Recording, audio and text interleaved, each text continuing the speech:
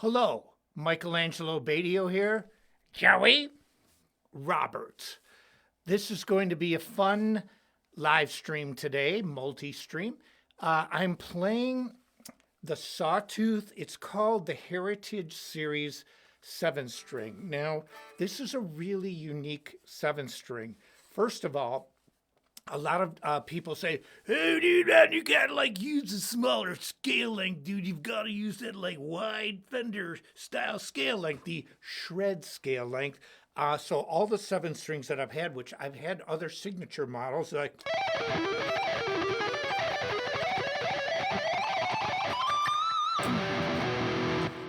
they use a wider scale length. Now, what I learned a long time ago from Wayne Charvel, sorry, I'm making sure all this is tuned. I'm tuned to concert pitch. I've been doing so many sessions lately, and everybody seems to have gone back to concert pitch, which I kind of like. But anyway, what we did here is something unique.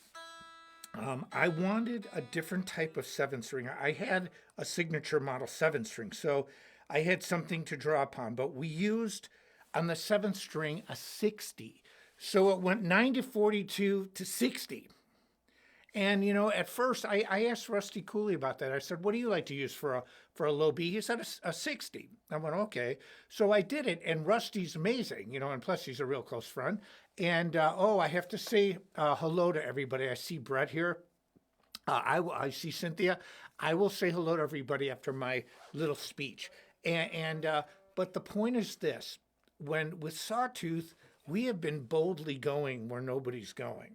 And I mean, we made this hybrid guitar. There's no other guitar from any other company on planet Earth that has a hybrid guitar that's a useful, functional instrument. That's my go-to guitar in the studio. I am doing so much session work for people right now. I'm backlogged, and I love it. I mean, people are hiring me to be me. That's what I love to do. That's why I play guitar. I don't want to play guitar to sound like Randy Rhoads. I love Randy Rhoads, but I don't want to sound like Randy Rhoads. I want to sound like MAB plays Randy Rhoads. And so with this 7 string, what we decided to do, and what we attempted to do and achieved it, is first of all to not, people have said, "Well, dude, man, how come you don't use them pointy shapes anymore?" Well, one of the things that I think, sorry, I'm making sure this is all perfect here. I've been so busy, man. Like even taxes, you got to think about that stuff. Rock stars have to pay taxes too, bro. So anyway, with this 7, I use 7 string a lot. Now, I feel I'm more of like the John Petrucci 7 string player, and here's what I mean by that. John Petrucci, great guitar player, really cool guy. I love Dream Theater. Everything positive I can say about him, I will. He is a 6, he's known, nobody would say, "Oh yeah, Petrucci's just a 7 string player." And I'll mention Rusty again. Rusty Cooley is a phenomenal guitar player. He's a really close friend of mine. We've known each other forever, since the Nitro days. He is known, when you think of Rusty playing guitar, you think of him playing a 7, not a 6. But when you think of John Petrucci playing a 7, you don't. You think of him playing a 6 string guitar and occasionally play 7. That's me. I have been using 7 string guitars for a long, long time.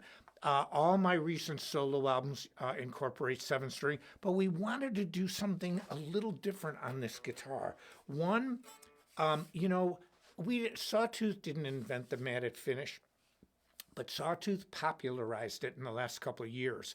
If you look at my signature series, the M24s that came out in 2020, and everybody at that time was trying to be like a Kiesel guitar, doing those beautiful woods and the nice beveled edges with different wood colors. And everybody wanted this wood grain, and we came out with this matted finish. Now again, I'm not saying we invented it, but we came out with black matted, white matted. And the thing that's so cool is that it doesn't reflect as much. This is it's like a flat black or a flat red or a flat white. Look at people now. All of a sudden, all these companies started coming out with their own M24 series with matted finishes because we don't really care what other companies do. Let them, I'm not in competition with other companies.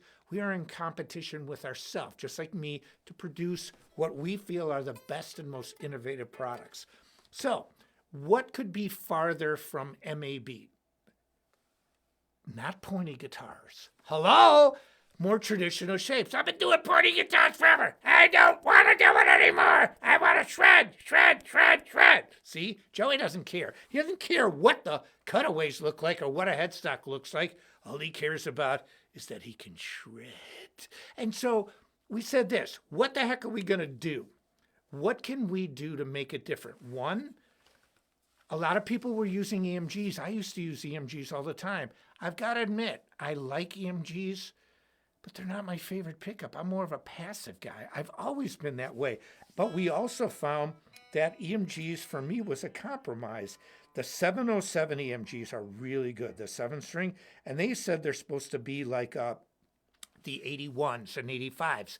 I don't know if that's true or not, but I prefer a more passive sound. I think it's more expressive because when you put an active pickup in a guitar, you automatically get the sound of the pickup. And now that's a good thing for players who don't have the tone in their hands. And believe me, there's a lot of them, even some pro players that I know, they possess a technique, but they don't possess their own sound. I mean, how many people really have their own sound? It's not easy. Steve Vai always has his sound. I listened to his new album. It's cool. You know, it's more jamming than, I really can't remember the songs. I've listened to it twice, but its production's amazing. It did really well.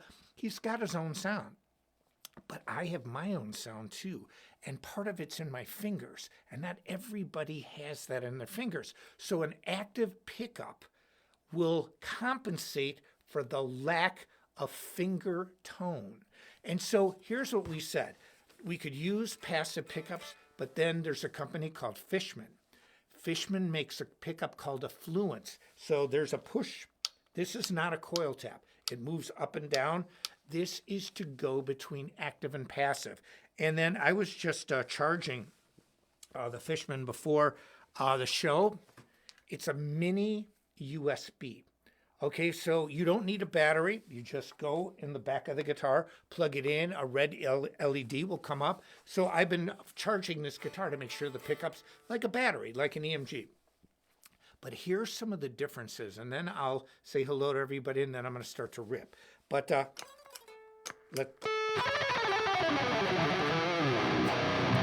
been playing 7-string for a long time.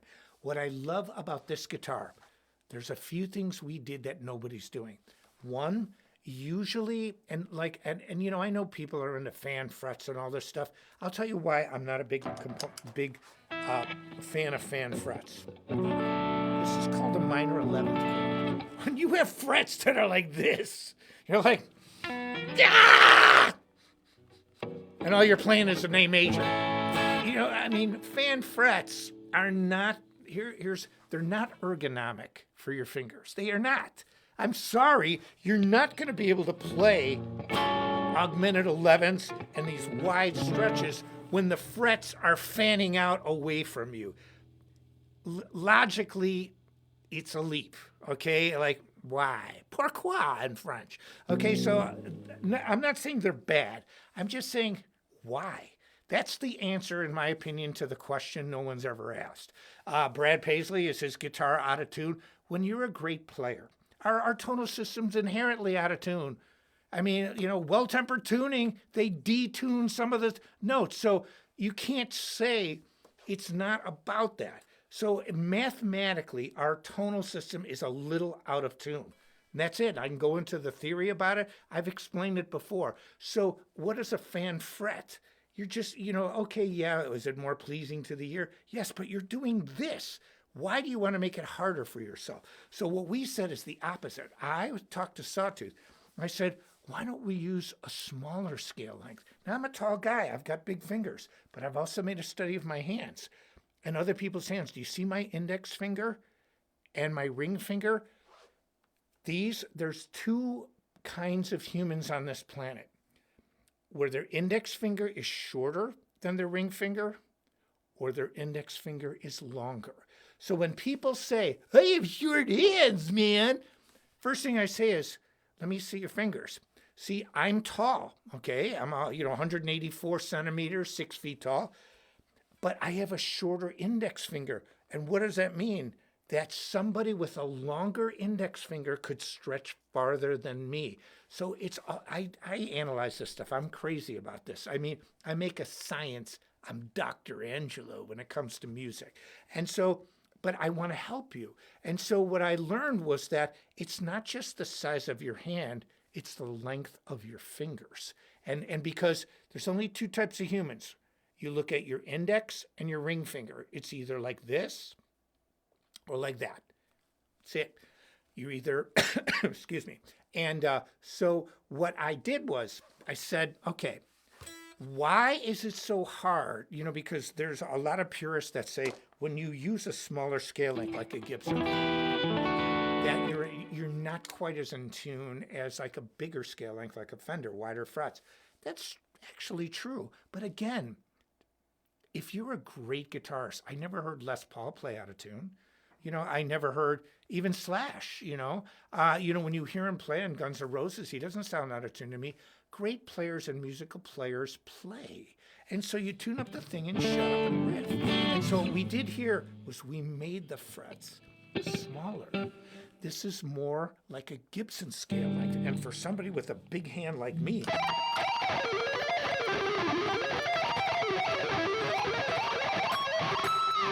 it just rips. So Joey likes it because it's got this massive, for somebody with long fingers like me, like going from G to D.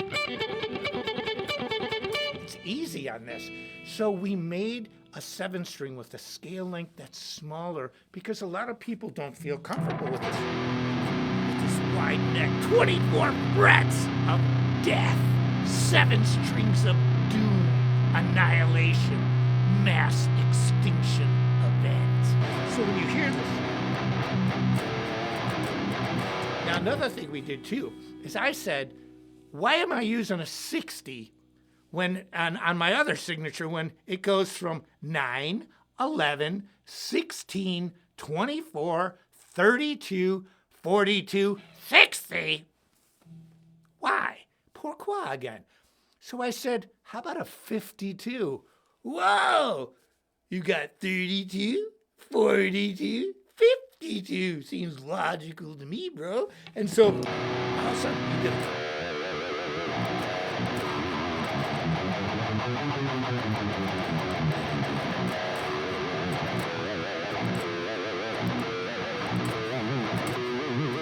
So you get these wicked vibratos.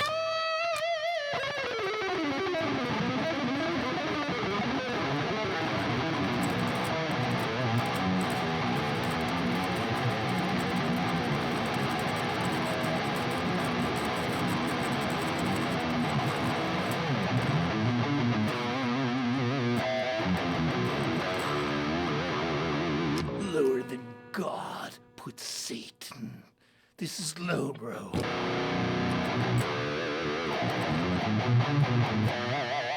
Now there's something else. On 7 strings, people have tried, for example, 5-string banjos, 6-string violins, all sorts of stuff. 7-string guitars, 8-string guitars. These guitars, and we like to refer to them as extended range instruments. They've been around a long time. When I was in Nitro, I did one of the first 7 strings along with Steve Vai. Give Steve credit. He's given me a lot of credit for, inventing the double, and Jack Black from the Pick of Destiny gave me credit for being the inspiration for that crazy triple X-rated guitar. But I've been an innovator in my life. I've used 7 strings since the 80s, just like Steve Vai. But and he even mentioned this too. He used a low B like George Van Epps, who was a jazz guitarist in the 50s, American, but of Dutch descent. I used a tenor banjo string to create a high A. I was like, why go lower, dude, when you can be higher? Higher's the goal. Can you imagine somebody like doing a bud, dude? Like, dude, I want to get lower, bro. Like, I want to sink low, man. Like, no. You go, Can you take me higher? Can you imagine Creed going, can you take me lower to a place where blind men, what? They still can't see because they're too low. They're underground. Can you take me higher? So I said 7 strings of death, doom, destruction, mayhem, chaos. But I used a tenor banjo string, and even those broke. So the low B won out. But here's what I can say about 7s. Just like with a 5-string banjo. Now, most people use 4-string banjos, but the 5-string banjo is popular enough where it doesn't go away. 6-string violin doesn't work. Okay, a symphony, or if people worked on violins and added a 5th string or a 6th, and the people, you are the judge. People are the judge. We are the ultimate judge of what's successful and what isn't. And sometimes success isn't even the right thing. I mean, you know, the old days, beta versus VHS. Well, you know, videotape. Well, beta was actually a better format, but VHS won. It was easy. It just won. I mean, that's just the way it is. And so it's kind of like WAV files. Those were Windows audio files. WAV stands for Windows. Most people use Mac. Mac had its own format of audio files, but nobody cared about it. Everybody got used to WAV. So even on Macintoshes, when you see .wav, which is a standard high-resolution audio file, it's a WAV file. It's a Windows audio file. And so things just, you know, as we as humans find what we like, and it becomes the norm. And so the low B became the norm on 7 strings. But what I did is I said, let's make it easier for people to play this, because this is a wider neck, but the neck on these 7 strings, you've got this matted finish that I love. I just love this red finish. Yeah, you know, I've got lights here, but they shine off of it, but it doesn't blind you. And so you can see it's a flat red finish. I love it. We have a flat black finish. The 7-string neck is a shorter scale length. It does nothing to the tuning of the guitar. I play the 7 all the time on sessions. I get it perfectly in tune. And then we use a 52. Why not? Why should you use this big, thick, low 7-string when you don't have to? And see, now I have written a lot of great music, and what I'm going to do, what I've really realized is over the years, let me make sure we are perfectly in. One of the things I've realized about my own music is that, you know, I have millions and millions and millions of views. My records have done extremely well. I had my own label for a long time. But after 15 solo albums, I've started to realize, well, I've known this, and you know, the way I used to tour, you know, doing workshops and you know, I would look at like my most popular songs, the tributes to Randy's, the No Boundaries. So I didn't play a lot of the discography that's in my disc, you know, a lot of the music that's in my discography. But this song alone is just 7-string. It's called Oceans of Time. But listen how cool this is.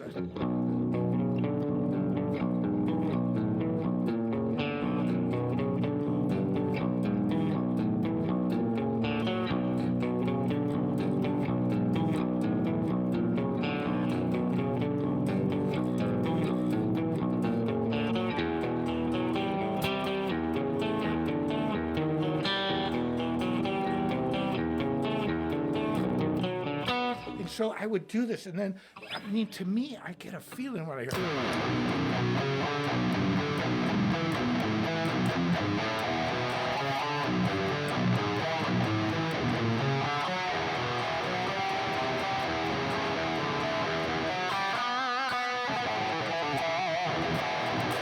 And then, I mean, I've written so many songs using 7-string, but yet, what I'm not known for is a 7-string guitarist, just like John Petrucci. And you know what? I'm good with that because, and I think John would say the same thing, we don't rely just on 7 strings.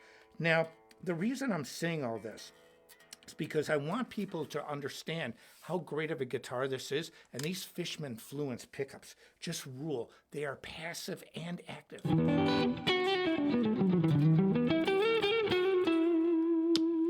I pull, it's got that little brighter sound of a.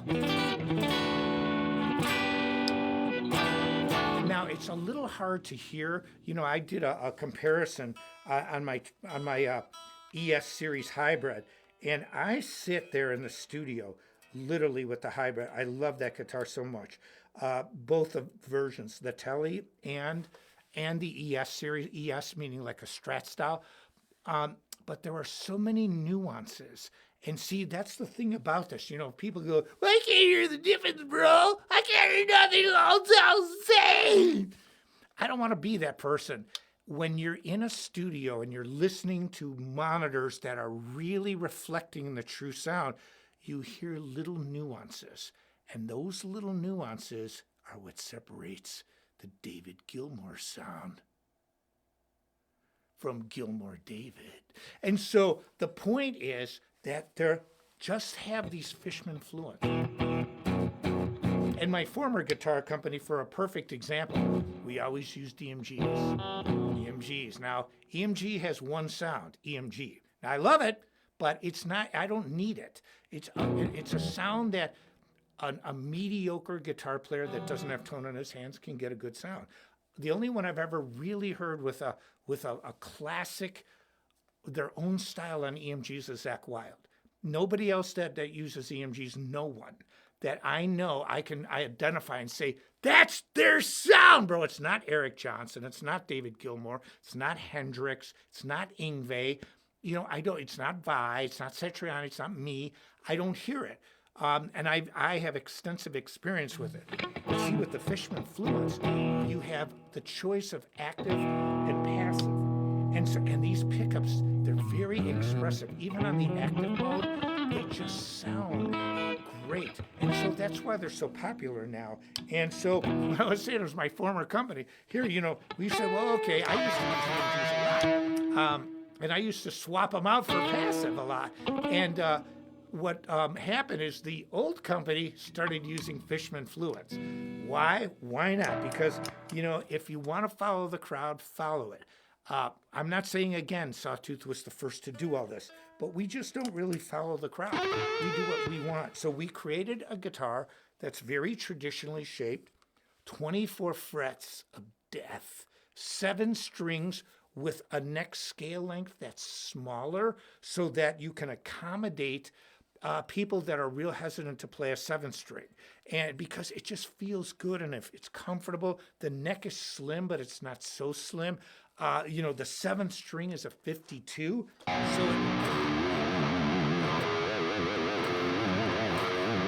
But it also, and here's the point of all this when I talked about 5-string banjos or 6-string violins. 5-string banjo is a viable instrument today, but 4 is the main one. 6-string guitars are the norm. 7 strings 10 years ago will not go away. When you get the really extended range, like 8-string, 9-string, on classical guitar, it's amazing. And like if you're in Meshuggah and you're using 8 strings or 9 strings, and you're not going to hear the bass. See, one of the things that I learned about music is when I was scoring music is that you have to, one, understand what's idiomatic for the instrument, meaning what the instrument is capable of doing. That's one. But 2, you have to understand the range. So when you're writing symphonic scores, you can't put a French horn in the range of a violin. You can put it in the range of a cello, but every instrument has its range. When you start moving low strings so low, you have absolutely encroached in the bass guitar frequencies. I mean, Victor Wooten plays 2 + 2 is metal 4. Even when he plays jazz, he plays 4 strings. So once I start hitting this low B, I'm already encroaching into his territory. If I start using 8 strings and 9 strings, bass is going to disappear.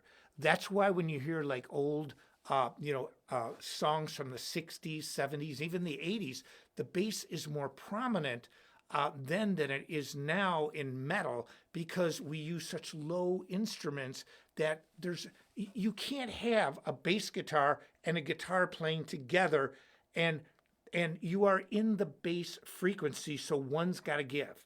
You've got to make one louder than the other, and everybody opts for the guitar. Now, here's what I want to say too. I want to say hello to everybody. I didn't get a chance to say hello to some of the people here, the shout outs. Tanya, Alexis, I saw Denny, I saw Brett. Hi, Brett. Nick, Roxana, Sasha. There's a lot of other people. Cynthia. There's so many people that that follow the show every week, and I'm really grateful for this because I love to help out. Now,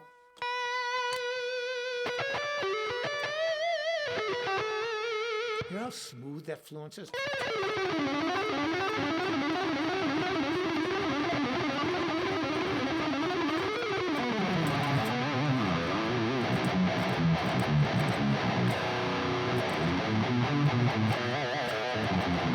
Somebody said, named Socrates said, give me your blessing. You are blessed. Okay. But listen to this low 7. See,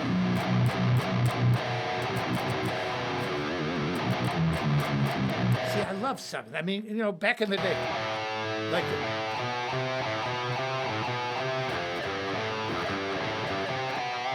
But what if they use 7/3?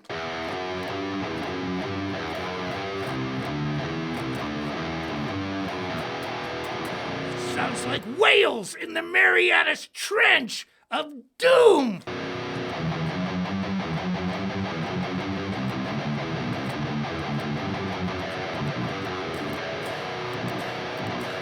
Also, Roxanne, somebody said legato.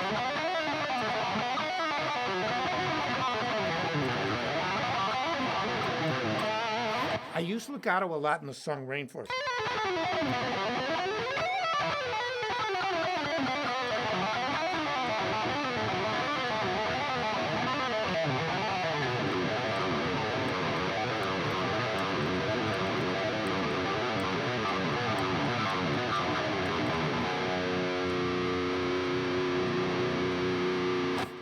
Legato.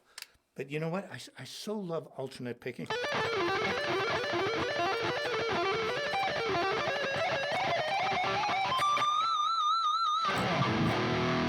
Now, I actually, on the Fishman Fluence, I like the active sound because it sounds so close to passive. See, it's expressive. And see, again, I'm not slamming EMG. I don't mean to EMG says, they call me a dude, you said we suck. No, I did not. What I said is that EMG, the active EMGs have their sound, and it's a really good sound. And so if you are a player of marginal technique, and I don't mean to be degrading, marginal ability, okay? I mean, not everybody can totally riff out. I can't play basketball like Michael Jordan, okay? So, and I'm from Chicago, and I like Michael Jordan. And so, but what happens is it equals the playing field. So a guitarist that doesn't have that tone in their fingers like a top pro that just moves, EMGs will get you a good sound, but it's an EMG sound. The Fishman Fluence is different. The Fishman Fluence has the power, but it has the expression of a passive pickup, which is why, I know people try to pit me against David Gilmour because they try to use Comfortably Numb against exercise 3 of my Starlinks video. And hey, I used to get aggravated because, I told you somebody made up an interview with me. That was, I don't want to say it, but it was fake. That was fake news. And, I don't mean to sound political or anything, but they actually, a big guitar magazine constructed an interview that I never did and really pitted me against David Gilmour. And I was shocked. And that was the first time I've ever done a rebuttal online to something somebody said about me publicly like that. Wasn't true. It was absolutely not true. I'm a fan of David Gilmour's. But what I say about this is you can't judge technique against just pure musicality. I mean, Hendrix wrote Purple Haze. David Gilmour plays Comfortably Numb and all those great songs. But would you ask Jimi Hendrix to be the first chair in a guitar symphony orchestra doing Paganini? Probably not. And so that's the difference. Artists are artists, technicians are technicians, and throughout history, up until rock music, technical players, 99.99% of them, not all of them, have the musicality to go with it. Critics just don't like it. They don't want to, who remembers the critic that tried to, how can I say this? They tried to make shred a bad word. They did this. But see, people don't know that in Mozart's day, the term virtuoso was an insult because a virtuoso, the technical definition, is extremely proficient on your instrument. So if you say, he was a virtuoso, all it meant, it didn't add feeling to it. And so what happened was, critics always try to do what they can't do. They always try to criticize what they don't have, or they project. They blame somebody else for what they're guilty of. You're the one who did it, even though you suck. Speed sucks. Why? Because I can't play fast. You're a virtuoso. Why? Because I ain't even close. You shred, dude. Because shred was supposed to be a bad word for guitar players who just played fast. They failed to take into account that throughout human history, a virtuoso can play fast and can play, and a great musician can play with virtuosity and feeling at the same time. They're not mutually exclusive. And so it didn't work. It didn't hold water. Now, we always talk about duty shredded because critics suck. All they do is criticize. It's the real players, the Yngwies, the ones, what are you going to see? John Petrucci has no feeling because he has technique, or Yngwie with that vibrato, or me when you hear songs like Rainforest or Peace. And so this is what, again, I'm equating this back to the 7 here. The 7-string guitar is here to stay. The people have spoken. 10 years from now, 7 strings will still be in style. I can't say for sure 8-string electrics or 9-string will, if you play in a band ensemble, because the bass player might have something to say about it because you are in the bass frequency. And traditionally, you don't want to muddy up the waters and frequencies. That's what makes good mixes, that certain instruments occupy this frequency, others occupy this, others occupy this. That's how you create a good mix. You don't want to put too many frequencies and jumble it together. Everything sounds muddy. Well, that's what happens when you use 8 and below. 7, you're straddling the low bass, but it's still high enough where a bass player can play lower and find its groove. And so what I'm saying is this. I can't guarantee 8 strings are going to be around, but if you have a guitar collection, you need a 7. At least one. And this guitar is amazing. It feels better than most 7 strings. Like I was playing one of my signature models just today from my former company, just to kind of see the difference. I'm like, it doesn't feel nearly as good.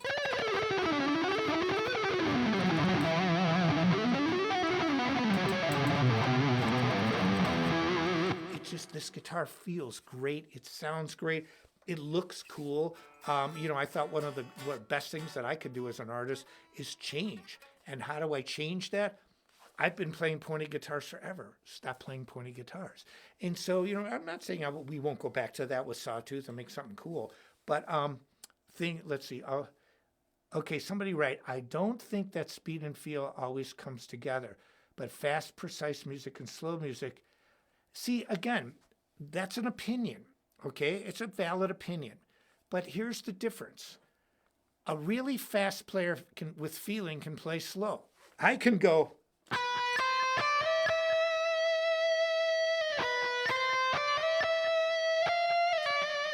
But a really slow player can't play fast.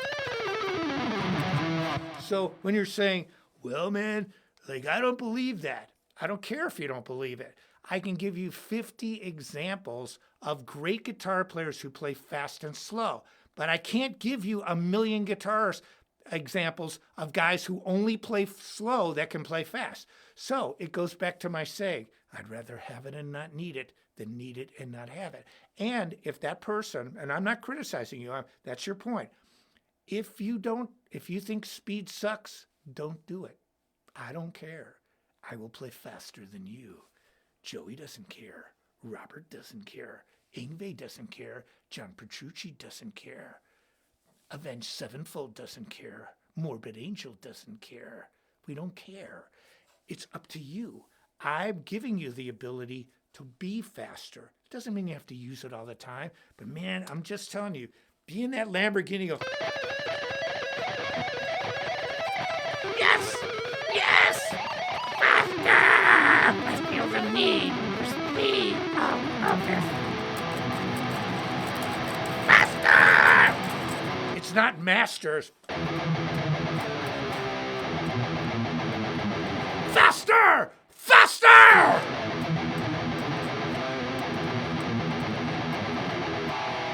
Faster, faster. So, again, I'd rather have it and not need it than need it and not have it. It's like a 7-string. I have found so many uses for 7-string guitars in the studio and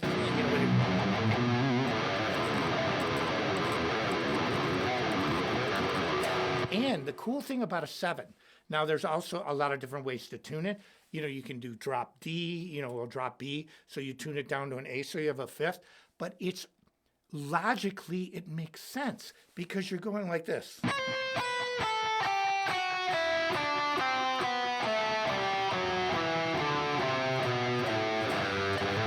what happens?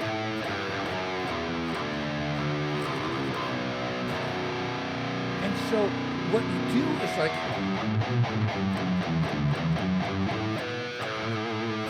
see, that's an E.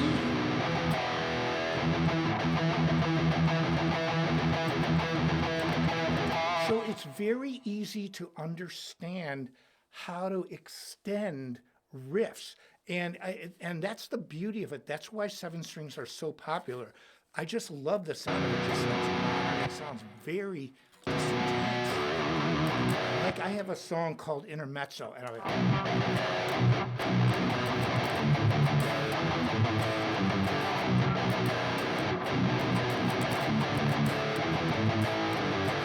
and you hear this like do do do ba do. So what did I do? Then up on top I go.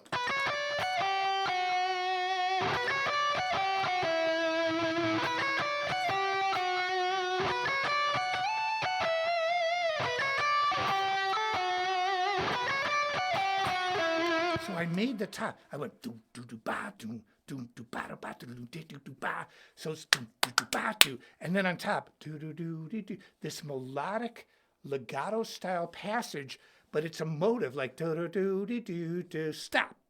Do do do do do do do. But and then the bottom is like gung gung gung gung. Because I've learned in my compositions to use space. People get jarred, like even in the Jared Dines video, when I used my double guitar, I did a 15-second thing. If I do it again, I'll elongate it. But I didn't know. Jared sent me the tracks, and that's what I did. And so, but I create space, like I stop, because it's like people taking a breath. And I've learned this through my music. You guys really have to listen to my music. You can listen to No Boundaries. It's killer, just killer. Planet Gemini, ripping like I've never ripped before, very progressive. Hands Without Shadows, tribute to Randy. Hands Without Shadows 2. If you haven't heard my version of Eric Clapton, you've got to hear it. It's one of my top Spotify songs. It's amazing. It's awesome. And I have a great singer named Warren Dunleavy singing it. Intermezzo, probably, in my opinion, my greatest album outside of No Boundaries. It's so detailed, and the production is lavish. And then my latest album, More Machine Than Man, listen to my rhythm guitars, all 7-string. It is absolutely ferocious. Victor Wooten played on it. Chris Adler, that used to play in Lamb of God and Megadeth, played on it. It is intense, and all my albums are slightly different. They sound like MAB, but the writing style doesn't clone itself from the albums before. And then you take songs from my album Lucid Intervals and Moments of Clarity, songs like Full Force and Instant Glamour. They're completely different than No Boundaries, which is completely different from Intermezzo, which is completely different from More Machine Than Man. And I have a goal now, and I'm going to state it publicly. Everybody knows I've got this great technique. But one of the things, when I read this, I don't believe that, fast and slow go together. It doesn't really matter. Paganini believed it, so did Beethoven, Bach, and Mozart, and so do I. And I'm not trying to be condescending here, but that's an opinion. It's not fact. And the fact of the matter is the greatest composers of all time. And we're excluding the Beatles in 20th century, latter half of the 20th century on, because the records spoke for themselves. See, on a record, it was different. We don't have Mozart on record. We don't have Bach. We don't have Beethoven. But there's a level, or Rachmaninoff, there's a level of virtuosity that's unparalleled with feeling at the same time. This was the norm, not the exception. It's only a modern day misconception on guitar that the speed and the feeling don't go together. It's only us. It's only recent. It doesn't have any basis in fact throughout the centuries. So I know this. And so when I see all this stuff, like if somebody criticizes you, that's one thing. Now, I know that, with somebody like myself who's got an image and I'm older and I've been around a long time, you make up a judgment of people. I don't really care about a lot of that, but if somebody says something enough, like a part of a song that they don't like, if enough people say it, I listen. If somebody says something about, oh, my look, like the 80s called, or, I can say, well, here's what I would say. When somebody thinks they're funny, oh, dude, why don't you cut your hair next to your age, man, or do this? I read that and I say, how stupid. Because why don't you tell Kiss that? Why don't you tell Jeff Beck to change the hairstyle he's had for 60 years? Why don't you tell Alice Cooper to dress his age? See, this does not affect my career. There's a small amount of people who want to criticize that. But then, what I also think? Well, what does this person look like? Are they Brad Pitt? Are they, are they the most beautiful woman in the world that thinks they can criticize? And so, but if it was a career detriment, if somebody said like nobody bought tickets to the concerts or they didn't come on the live stream, I'd start thinking about this a little bit. But those things are meaningless. Or if somebody says, oh man, you have no feeling, and they're talking about exercise 8 from an instructional program. See, all that stuff is meaningless. What's meaningful is the story when you look historically and you just name examples that refute what the person said. Okay, and that there's so many successful examples of, are you going to tell Aerosmith to dress their age? Really, dude? Really? Is that smart?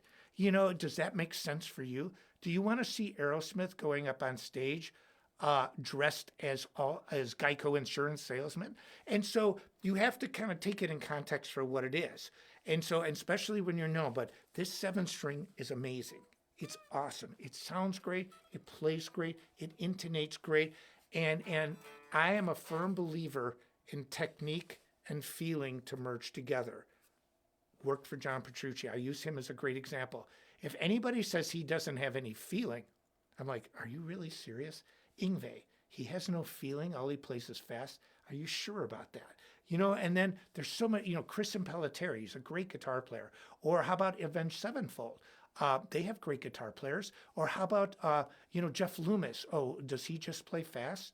It's just not true. And so when you weed through all the BS, those are just people who are unhappy maybe with their progress on guitar. This guitar is great. Now, also too, when I'm talking about technique, Metal Method has a sale going on where there's 25% off my product. So if you go to metalmethod.com, and it's in the description. But I cannot say enough about Metal Method. And, I saw something. I'm going to bring this up. I saw a video recently of Steve Morse, now from the Dixie Dregs. He plays in Deep Purple. I love Steve Morse. I've met him before. I was a big fan of his playing and his music. He has, now he's maybe a year or two older than me. We're pretty close in age, maybe a couple of years, but not so much of an age difference. He has a huge arthritis problem. He looks like he's in agony when he plays, and I was watching, he's missing notes, and I felt bad because I want to see people succeed when they get older. I'm a win-win. People who criticize too much are win-lose. They want you to lose to make them feel better. I'm not like that. I genuinely want to help, and what I'm telling you, I truly believe. I believe Sawtooth guitars rule. Somebody asked, how did Sawtooth get so big so fast? It's right on my page. I said, because they make great guitars. They have great people running the company, and they get great, not hire, but they get great artists to endorse it. It's a combination of, it's a confluence of things, of events that put it all together. And, but, when I saw Steve play, I was like, man, see, because one of the things that I talk about that's in Speed Kills, and I highly recommend you, if you don't have it, get it, because there are workarounds. You don't want to hurt yourself. I'm older now, but I've never had a problem. I can riff.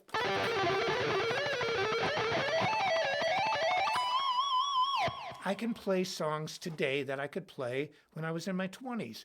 Musical skills do not have to erode as you get older, because what I would have done if I had arthritis, now part of it is genetics, but the other part is I'm so careful about not hurting myself playing guitar that it's a very simple concept. It hurts when I do this. Well, then don't do it. So if something hurts you, try a workaround. Try moving your hand just slightly, because you're talking about tendons, you're talking about really small spaces here. So you find ways to overcome. It's like solving a problem. It's like a math problem in some ways, or another kind of problem. You have a problem, instead of complaining about it, or you can complain a little bit, hey, it's up to you. Find a solution. I'm about solutions. My solution to people who criticize speed is play fast, dude, or do that. I guarantee you can rip. You ain't gonna criticize people that can play fast. Sorry, you ain't gonna do it. I mean, did you ever see a great basketball player criticize another great basketball player? Yeah, they might say they don't like their style or something, but can you imagine a fan going, I don't think that's so cool, man. Like Michael Jordan just flies to the hole and shoots that. Or I'm not a big fan of LeBron James because he's not in any Chicago team. And so I like Chicago, it's my hometown. But the point is this, that it's easy for somebody to criticize a great athlete, and then they can turn around and say, well, you think you're so cool, you do it. Same with guitar. What, you think you're so bad, dude? You think speed sucks? Play No Boundaries. Play my song Time Traveler. Play the rhythm of my song Laser Guided from my new album. See what you think. And if you can't play it, sorry, dude. That's it. Just like a great violinist. If you cannot play Paganini and you criticize speed, what are we going to say?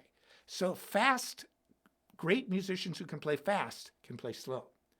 Slow musicians who are artists that can't play fast can't play fast. That's it. And so it just depends on what you want, but also historically speaking, the greatest musicians in centuries had both. That's just the norm. It's not the exception. It's only the exception now. People get this weird impression. You gotta be like David Gilmour, man, or like you got no feeling, dude. Michelangelo's speed kills. There ain't no feeling. Well, it's an exercise. Well, I don't care, dude, if it's an exercise. Well, it's supposed to help you. It's not a song. No! And No Boundaries is a song, and there's feeling. And so my tirade today is this. This 7-string rules. It's probably, in my opinion, the most versatile 7-string on the market because you've got the smaller scale length. You've got thinner strings, but you get this thick, mean sound and these Fishman Fluence. And you get the girth. It's a neck through, so that's not bolt on. You get this girth of wood that adds tone and the Fishman Fluence. And also I love locking trems. Now, Sawtooth is also making guitars now without locking trems, but I have a passion for the locking tremolo. I love Floyd's. It's my favorite tremolo system. It works like a charm. And so, but we also understand that not everybody likes them. So future models are going to start without them. But I can tell you this, these guitars are in stock. It's red, it's black, and they are amazing guitars, and they were in stock before all these massive price increases, so you can get a good deal on it. Metal Method has my stuff on sale. I'll go to metalmethod.com. This Heritage Series, 24 frets, a single cutaway style, Fishman Fluence pickups, Floyd Rose system, thinner. Now we have medium jumbo frets, which are really cool. They're not thin and they're not thick. Again, it's right in between, super comfortable. So if you play thin frets, you'll like it. If you play thick, you'll like it. It's right in between, and it's got a scale length that's just so easy to play. This is a very easy 7-string to play. I haven't played another one like it. I have signature models that are 7 strings.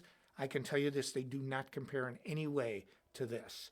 And so this is just a great guitar. Now, also too, you can go to my YouTube channel. You can see me sing on the song "Hurt."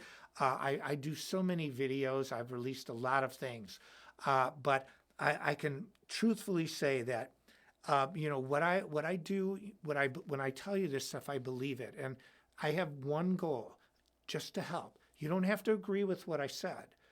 You don't. I mean, you can disagree completely, but I am living proof that my theories work.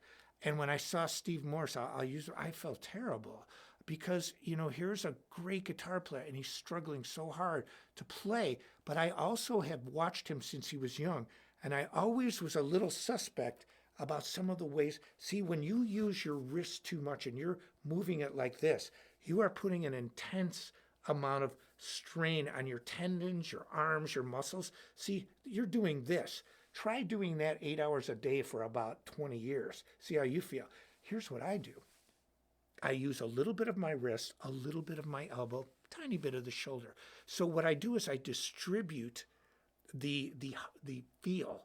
And so what happens is that none of the main areas, my wrist, my elbow, or my shoulder, bear a lot of the brunt of the motion, because it's called a repetitive motion injury. Like when you're in football, American football, or European football, or you're a baseball player and you throw a ball, the thing you use the most. See, when I play, watch.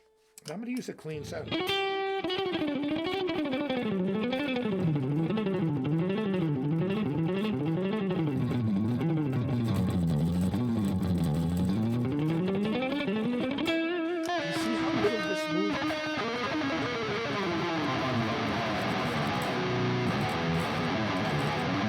So my wrist is going like this. My arm is just doing a little bit of this, and the shoulder's hardly doing anything. I take the pressure off of all three by distributing the pressure. See, where a lot of guitar players, it's so much in your wrist and your arm, it's deadly. You're gonna get hurt. And so you have to adjust your game. And this is what I've talked about extensively. Speed Kills can help. My programs help. Metal Method rules. Doug Mark, he's not only a super close friend, he's like a family. We're like brothers from different mothers. But his programs work. Everything about what we do is really thought out because we're here to help. And like Doug would say, we just want to give you a damn good lesson. But anyway, somebody said somebody's a racist. I don't know. We don't talk about politics here. We're here to rock. We're here to shred. Politics is not part of the job, dude. Nobody cares what I think. I don't even care what I think. I just want to shred. And so anyway, Sawtooth guitars rule. Metal Method, what can I say? They're amazing. But this Heritage Series 24 fret, if you don't have a 7-string in your collection, you got to get one. Okay? Because you're going to come in, you're going to find you're going to use it. And I use this all the time. All the time. And it's tuned to concert pitch, and but I mean, the action's amazing. The feel is awesome on it. The tone is awesome. And you don't need batteries. You literally just plug the mini USB in, let it charge for a little bit. And you can hear when the charge goes down, because it's kind of like a battery going dead on your guitar if you have an active system. Same thing with this, but this stays a long time. These pickups are awesome. The wood that we use, the neck through, it's beefy, but it feels good. It's not a huge guitar, and so I just really love it. But anyway, Sawtooth guitars, the reason why we're so popular now is because it starts with the instruments and then the people involved. We really care about what we do. Our price points are great, but we deliver what we say we deliver. And also, there's one thing I want to say about Sawtooth. There's no other company that has been successful in all the areas Sawtooth has. Now, I've been around the music industry a long time, but I don't company hop. I didn't leave my former company to go. The owner died. That was the difference. And I loved Sawtooth guitars when I first did a clinic at their music store, but I'm loyal. I'm loyal to Sawtooth. It would take a lot for me to leave, something catastrophic. And so, because I just love the company.